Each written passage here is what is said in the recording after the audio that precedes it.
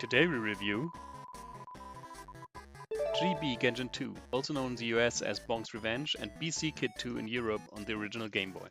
This game was developed by Red Company and released 1994 with different titles in Japan, the US and in Europe. The game has extra colors on the Super Game Boy, and that's also the version you see in this review. It is a sequel to GB Genjin 1, Bonk's Adventure, or BC Kid 1, depending on the region. Apparently the world's split in half and it is for you to save the world, I guess. Besides the intro and the outro, there's literally no story. You play Bonk, a caveman baby that uses his head to defeat enemies.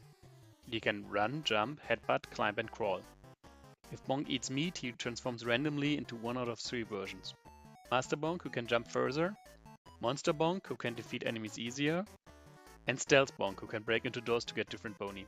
There are 6 levels, and in every level there are multiple smaller screens and at least one boss. The last level is a boss gauntlet against all other 5 bosses and the end boss. The presentation of the game is really good. The sprites have great humor and the graphics in total are well made. I like the animations, like the crawling animation, and that Bonk can change its appearance based on the meat. The music is okay. That the UI has that cave look to it, and that little Bonk sprite when you press pause shows that the game was made with an eye for details. I give the presentation 4 out of 5 points. The gameplay is really fun, and the controls work good. I always felt in control of Bonk during my playthrough. The lack of a story is a little problem, because you go from one level to the other and suddenly you are underwater or in a cave or on a train, but you have no idea why.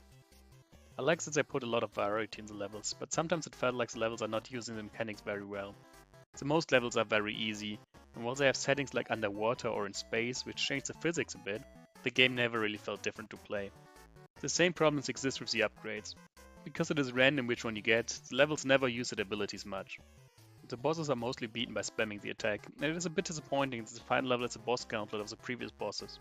In such a short game, it took me around 1 hour to finish it, I don't need to see the same bosses twice. The last level is also the most difficult, because you will run someone out of lives.